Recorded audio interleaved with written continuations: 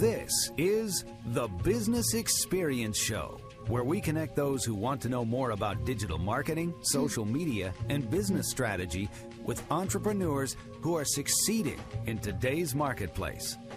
Follow our blog, join our online network, or connect with us at thebusinessexperienceshow.com. And now, your host, Lisa Caprelli. Hi, I'm Lisa. Also here with me is Brian Gaps. For men who like casual comfort, sports, or just being a guy, you have to check out the men's retail clothing store, Moonlight Graham, in downtown Orange and opening in March in Century City. Designed by guys, for guys, it is more than a clothing store. It is a joyful experience for men. Joining us today is the founder and owner, Bart Silberman. Welcome, Bart. Well, thank you very much, Lisa. It's great to be here. Hi, Bart. Tell our listeners about Moonlight Graham.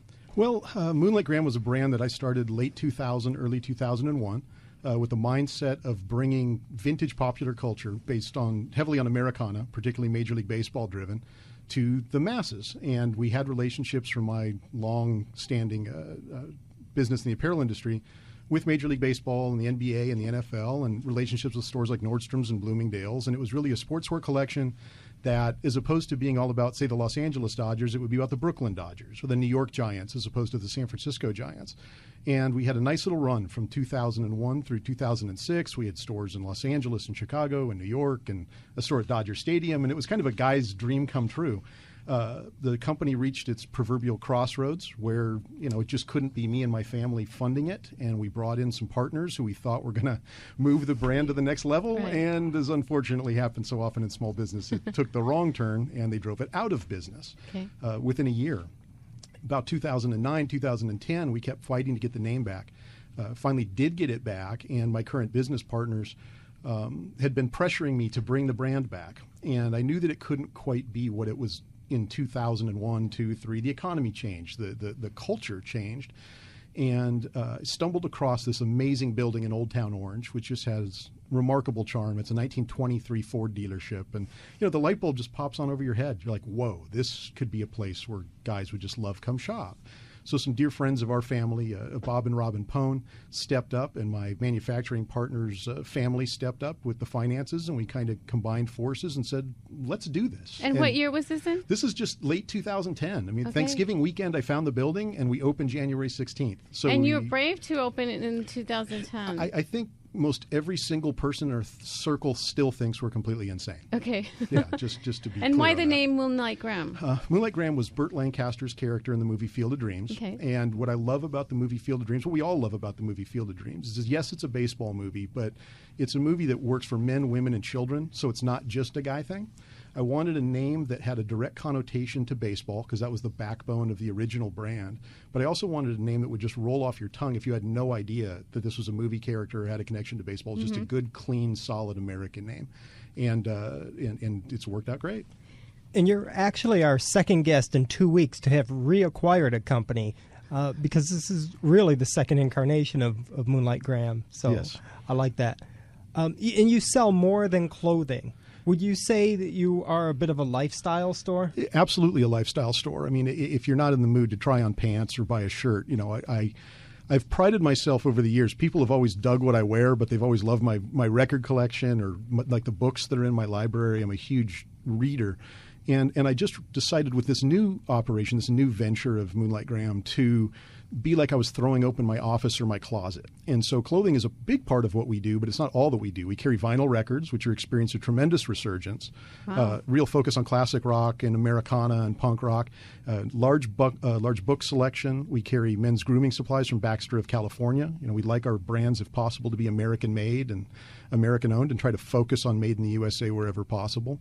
And so it's almost, if you're a guy, you'll like it. If you know a guy or are shopping for a guy, you'll like it. You will find something for him, and if it's not on that table, you'll turn the corner and find it on the next one. Yes, and you literally grew up in the men's retail clothing business. I did. When I was born in Phoenix, and my mom and dad had several retail stores in Phoenix, Arizona. They sold those stores when I was 5 or 6 years old, and I would spend summers traveling on the road with my father as he made road trips selling clothes to people. So I grew up in the apparel industry, and as I got through high school and I played baseball, football, basketball, and it was like, I'm going to take Steve Garvey's place on the Dodgers. And that didn't happen. And so, as it doesn't for most of us. And I knew that if that wasn't going to work, I wanted to be in the clothing business. And so right out of high school, I started working in retail, and I've had just about every job in the apparel industry there is to have. And your first really big break came with Ren Spooner. Exactly. I was a sales representative, but I always wanted to be involved in design. That's where my heart and soul lied, was more on the creative side of things as opposed to the sales side of things. And I'd been a sales rep for Ren Spooner, and I was always the guy at the meetings who was injecting ideas and telling them, hey, you know what we need to do, and kind of throwing things out to them. And the owner of Ren Spooner, Ren's son, Tim McCullough, gave me the opportunity. And I was only 27 years old, and I just got married to my wife. And he's like, hey, what do you think about moving to Hawaii? And about maybe a second, 2 seconds later, we're like, we'll go. I don't even know that I talked to him about how much I get paid. We just jumped on a plane and went, and it was the experience of a lifetime and as good of a job as you could ever have. The young, adventurous entrepreneur. Exactly right. And tell a little about what that line is. Well, Ren Spooner came to be in the mid-1950s, late 1950s, and essentially they had stores on Catalina Island and were given the opportunity to go to Honolulu when Ala Moana Shopping Center opened, and they were a lifestyle sportswear and dresswear store for the islands. And it's a Hawaiian shirt line, for lack of a better term, but it's more subtle than what people are used to in Hawaiian shirts. It's not loud and garish and bright and hula girls and palm trees. It's inside-out fabrics and much dressier than that. I was given the chance to go over there, and the first thing that I did when I got over there to expand the business was to get it out of being pineapples and palm trees and going, what is it that guys like? What do they want to wear? Well, the guys like the Angels, guys like 55, 57 Chevrolets, guys like Mickey Mouse, whatever it might be. And so we pursued licensing agreements with Major League Baseball and General Motors and all of these people. And by putting Mickey Mouse on a Hawaiian shirt or putting the Angels logo on a Hawaiian shirt, and this is back in 1996, right. The business exploded. The company exploded. And by stores like a Dillard's or a Macy's or a Nordstrom's, they would try our Angels product or Dodgers product or Chevy product or Mickey Mouse product and do well with it. It also helped us sell the regular product as well. Explain licensing to our listeners. Yeah, if you go out into the marketplace and you see an Angels logo or a Mickey Mouse logo or Mickey's face on something, the company should be, otherwise it's illegal, paying a licensing fee back to Disney or to Major League Baseball or whatever the entity is that owns that property.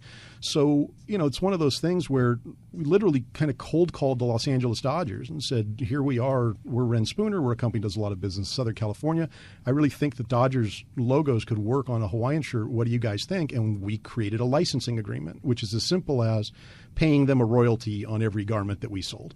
And then that led into over 50 different licensing agreements over the course of the 5 years I was at Ren Spooner.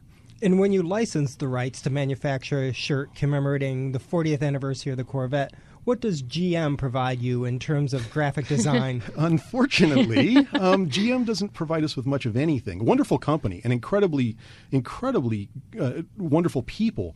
But myself and my design partner, Todd Radom, we fly to, in this case, we go to Detroit, Michigan, and we literally go into the archives of General Motors and sit in there for days doing research. And we're scanning old catalogs and books and doing our homework and making an investment in the history of General Motors. And then we would step back from that, go back home, and actually lay out the design of, say, the 40th anniversary of the Corvette. So you'd start it with a 54, 55 Vet, and then we got to have a 63 split window, and we got to have a 68 Stingray. And you take it all the way through the history of the car. And I've always prided myself on digging deep. This is going to go to an end user who in passing might look at it and go, cool shirt. But I got to connect with the guy who lives and breathes Corvettes, Bart, you've talked about the expertise of finding the connection between the consumer and the licensed design. Yeah, that's really how I've been able to kind of butter my bread in business is people will come to you with a task, and I think we tend to be kind of a path of least resistance society where you go, okay, yeah, it's Mickey Mouse, and I'll just slap Mickey here and slap Mickey there, and it's going to be a shirt. We will spend literally days, if not weeks, on what's the right pose that Mickey should have in that particular case, and studying the history and the essence of that character, and the history and the essence of Disneyland or Disney World or Chevrolet or whatever it might be. Dig deeper. Take the time to do that because it's really going to separate you from the other people who might be going after the same job or the same opportunity. Good advice. And I understand the licensing when you're feeding the major high-end retailers with the Moonlight Graham collection, but now you just have the one retail store with another on the way, And now you must carry other products as well in your store. Exactly. The old stores that we had were almost 100% Moonlight Graham product. The new stores are probably only a third Moonlight Graham product, and we do make our own product, and we make it here in the USA, and we carry as much of it as is feasible. But there's so much other wonderful product out there. I don't need to go make a flannel shirt when Pendleton is making the greatest flannel shirt a guy's ever seen. I don't need to make a Hawaiian shirt. Ren Spooner makes an incredible Hawaiian shirt, so we have the largest selection of Ren Spooner product in this part of Orange County.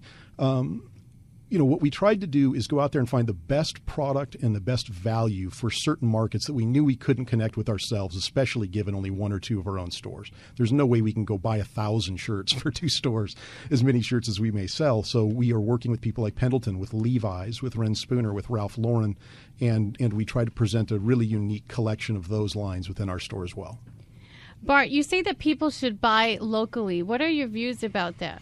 Well, I think it's a conscious choice. We talk a great game. People talk a great game about made in the USA and buying locally. And I still think, I'll go back to what I said before about path of least resistance. You get up in the morning and you're going to go buy a screwdriver, and you can make a choice to go to Home Depot, which I've spent thousands of dollars at, nothing against Home Depot, or I can go buy it from my buddy Rob, who has the True Value store around the corner. That's a guy who's involved in our local Little League. Right. And who, these are conscious choices that we make. If I'm going to buy a toy, I can buy the toy at Walmart, or I can buy it at the local toy store. And I see all these businesses go under, and I hear everybody in our community go, "Oh my God, it was my favorite store. I can't believe it's gone."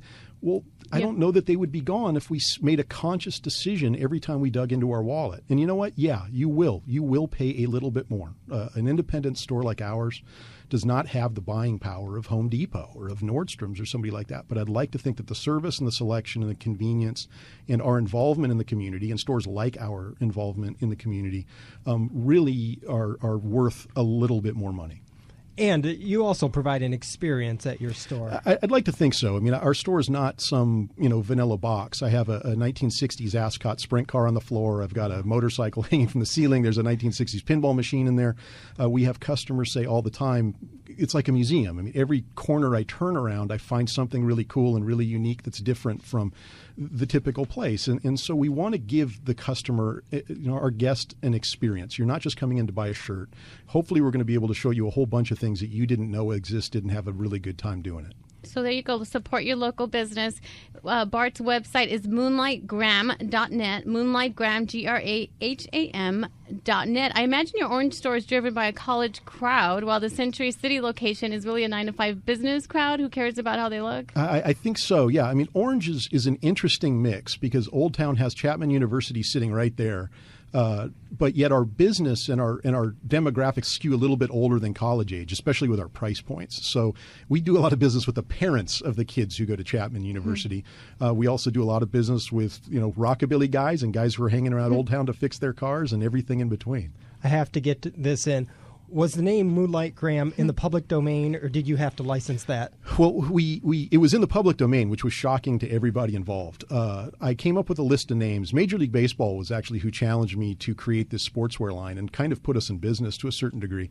And so out of this list of names, we thought the name Moonlight Graham was a terrific option for the reasons we said earlier in the interview. First trade show we were ever at, a guy walks up to our trade show booth, and he's in a suit and looks menacing, and he's a typical attorney-looking guy.